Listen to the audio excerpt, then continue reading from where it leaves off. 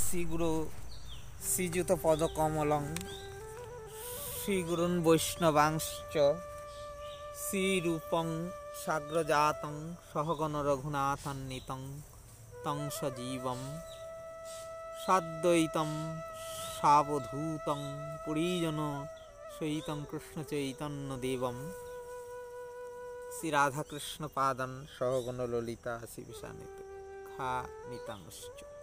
পরমারাধ্যতম পরম দয়াল শ্রী গুরুদেবের তথা গুরুবর্গ তথা বৈষ্ণববৃন্দ তথা গৌর নিত্যানন্দ তথা শ্রী রাধা গোবিন্দ দেবের শ্রী চরণ কমলের কৃপা আশীর্বাদ প্রার্থনা করে আজ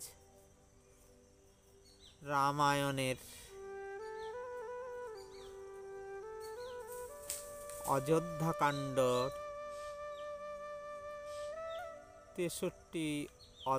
63 স্বর্গ থেকে মহর্ষি বাল্মীকি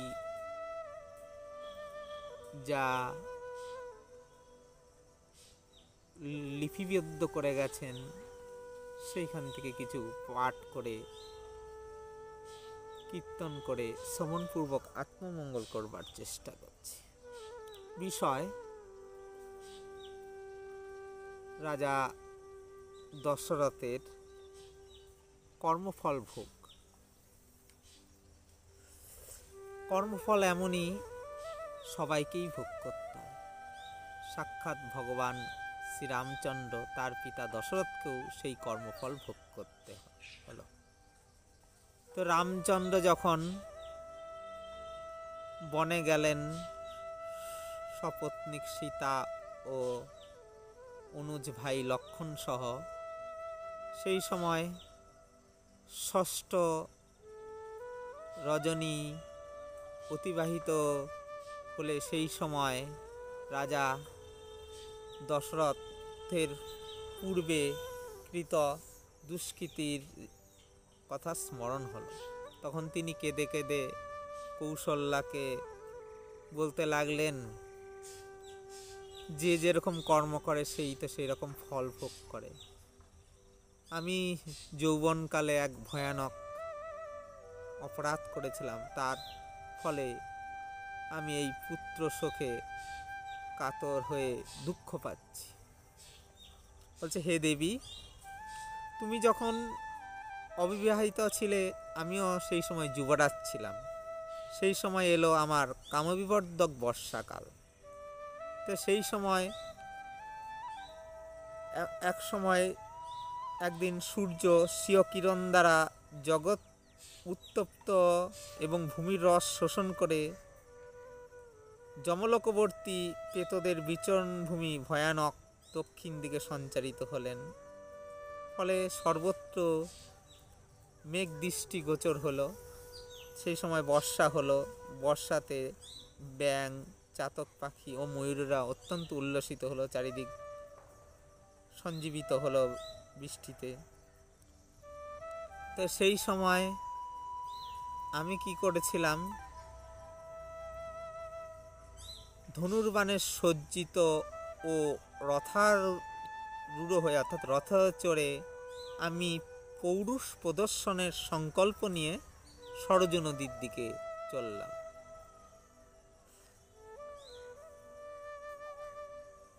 আমি অজিতেন্দ্রিয়, তাই রাত্রিতে জলপানের জন্য মহিষ, হাতি বা হরিণ অন্য কোনো হিংস্র জন্তু এলে তাকে হত্যা করবার জন্য প্রস্তুতি নিলাম।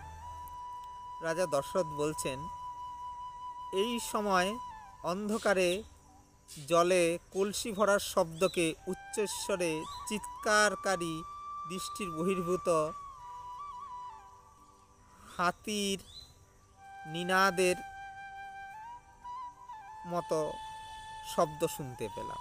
হাতি যেমন সেই সময় চিৎকার করছে বা জলপান করছে, সেই শব্দ আমরা শুনতে পেলাম। তখন আমি হাতিটাকে ধরার বা মারার জন্য তুনির থেকে সাপের মতো দীপ্তবাণ তুলে নিয়ে ওই শব্দকে লক্ষ্য করে নিক্ষেপ করলাম।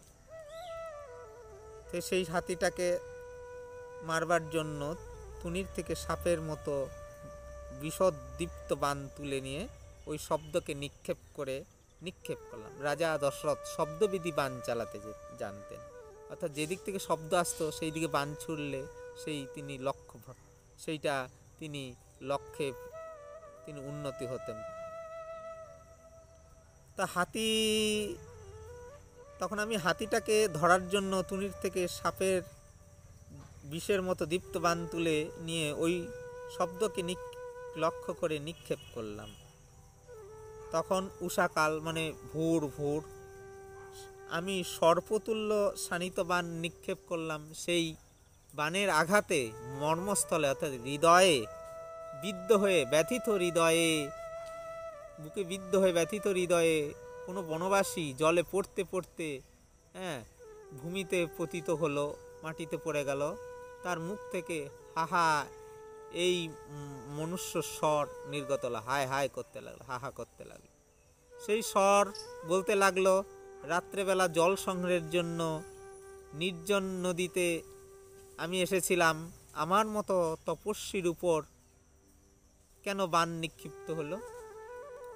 কাউকে আমি দণ্ড দেই না, বন্য ফলমূল আহার করে জীবন ধারণকারী বনবাসী ঋষি আমি।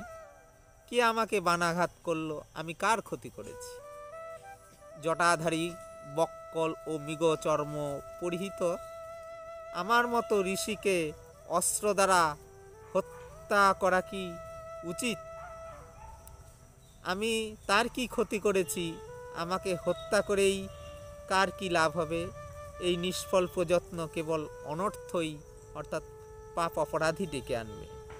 যেমন গুরুপত্নীগামী কোথাও প্রশংসিত হয় না, অর্থাৎ যারা গুরুপত্নী ভোগ করে, তারা লোভ করে গুরুপত্নীর দিকে, তারা কোথাও প্রশংসিত হয় না। সেই রকম আমি আমার এই মৃত্যুর জন্য শোক করছি না, কিন্তু দীর্ঘকাল ব্যাপী যে আমি যাদের ভরণ পোষণ করেছি, আমার মৃত্যুতে সেই বৃদ্ধ অন্ধ পিতামাতা উভয়ের জন্য অনুশোচনা করছি।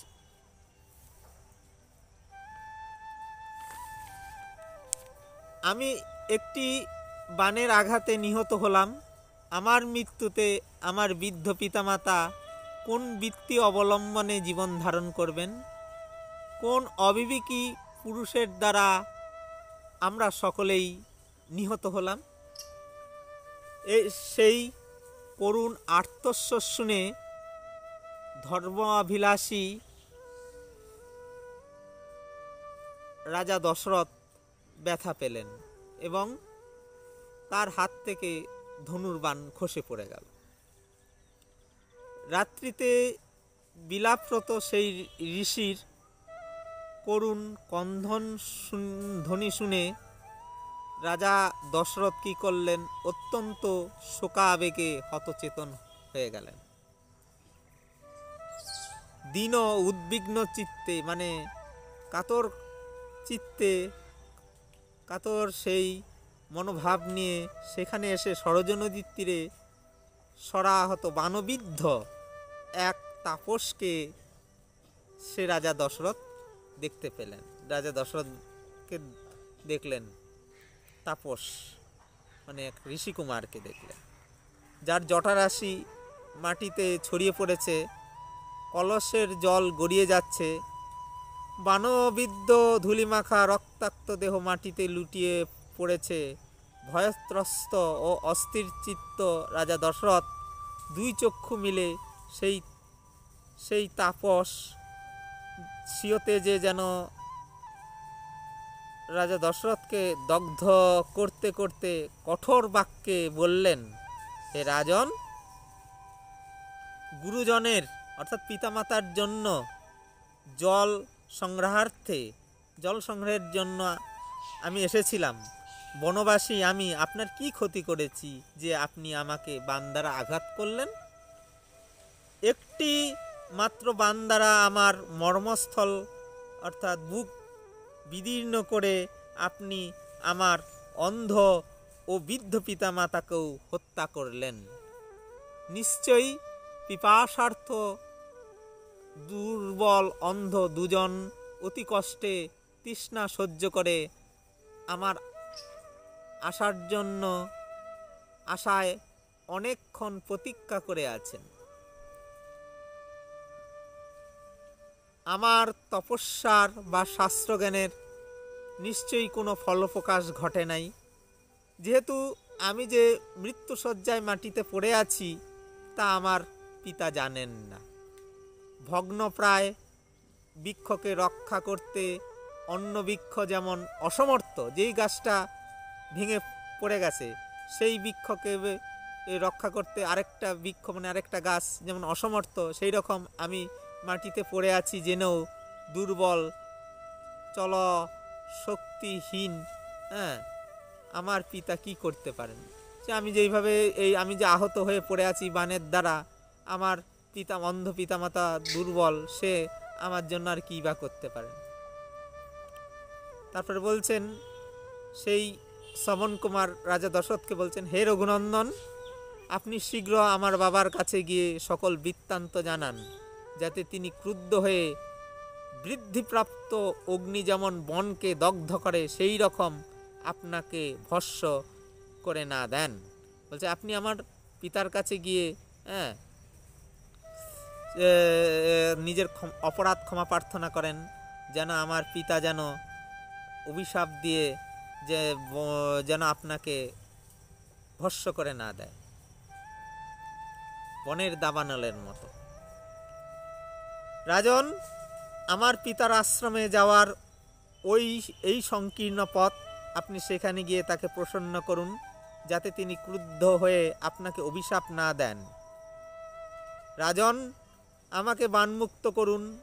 জলবেগ যেমন তটভূমিকে ছিন্ন বিচ্ছিন্ন করে, সেই রকম শানিত বান আমার মর্মস্থলকে যাতনা দিচ্ছে। বলছে, হে রাজন, আমাকে বানমুক্ত করুন। আমার হৃদয়ে, আমার বুকে যে বান বিদ্ধ হয়ে গেছে সেই বানটা উঠিয়ে দেন, বানটা তুলে দেন। হ্যাঁ, বানটা তুলে নেন, আমার বুক থেকে বানটা তুলে টেনে নেন। হ্যাঁ, জলবেগ, জলের বেগ যেমন তটভূমি, যে নদীর তীরে যে মাটি থাকে সেই তটভূমিকে ছিন্ন বিচ্ছিন্ন করে জলের বেগ, সেই রকম শানিত বান, এই মানে ধারালো বানটা আমার মর্মস্থলকে, আমার বুকটাকে প্রচণ্ড যন্ত্রণা দিচ্ছে। সেই মণিকুমারের বক্ষ থেকে বান তুলে নিতে গিয়ে আমার চিন্তা হলো, বানটি তাকে যাতনা দিচ্ছে ঠিকই, কিন্তু বানটি তুলে নিলে তৎক্ষণাৎ তিনি মারা যাবেন। অর্থাৎ রাজা দশরথ বলতে লাগলেন, সেই মুনিকুমার বক্ষ থেকে বান তুলে নিতে গিয়ে রাজা দশরথের চিন্তা হলো যে বানটি তাকে যে যাতনা দিচ্ছে ঠিকই, কিন্তু বানটা তুলে নিলে তিনি তৎক্ষণাৎ মারা যাবেন। এই রাজা দশরথের এই মানসিক অবস্থা মুনিকুমার সেই ঋষি লক্ষ্য করলেন। পরমার্থ তত্ত্বজ্ঞ ঋষিকুমার রাজা দশরথকে শোকসন্তপ্ত দেখে অতি কষ্টে বললেন, আমি অবসন্ন হয়ে পড়েছি, বিকৃতাঙ্গ হয়ে নিশ্চেষ্ট, আমার জীবনকাল শেষ হয়ে আসছে। ধৈর্য ধরে আমি শোক প্রতিরোধ করে স্থিরচিত্ত হচ্ছি। হে রাজন, আপনার হৃদয় থেকে হত্যাজনিত পাপ চিন্তা ত্যাগ করুন। যেহেতু আমি ব্রাহ্মণ নেই, অতএব আপনার মনে কোনো দুঃখ যেন না হয়। রাজশ্রেষ্ঠ, আমি বৈশ্যর ঔরসে, বর্ণ চারটা, ব্রাহ্মণ, ক্ষত্রিয়, বৈশ্য, শূদ্র, যারা ব্যবসা করে তাদেরকে বলা হয় বৈশ্য। বলছে আমি বৈশ্যের ঔরসে, শূদ্রার গর্ভজাত, সুতরাং মর্মস্থলে মানে হৃদয়ে, বুকে বানাহত সেই কুমার অতি কষ্টে এইটুকু বলেই মাথা ঘুরে কাঁপতে কাঁপতে মাটিতে পড়ে গেলে আমি সেই বান থেকে, অর্থাৎ রাজা দশরথ সেই বান থেকে তাকে উদ্ধার করলেন, এই বানটা তুলে নিলেন বুক থেকে। তখন তপস্বী সন্তপ্ত চিত্তে আমার প্রতি দৃষ্টিপাত করেই, অর্থাৎ রাজা দশরথের প্রতি দৃষ্টিপাত করেই প্রাণত্যাগ করলেন। কৌশল্যে তখন জলে সিক্ত দেহ মর্মস্থলে আঘাতপ্রাপ্ত হয়ে ক্ষতবিক্ষত শোকে বিলাপরত তাকে সরজ নদীর তীরে পড়ে থাকতে দেখে আমি অত্যন্ত বিষাদগ্রস্ত হলাম। রাজা দশরথ সেই সময় তিনি অত্যন্ত বিষাদগ্রস্ত হলেন।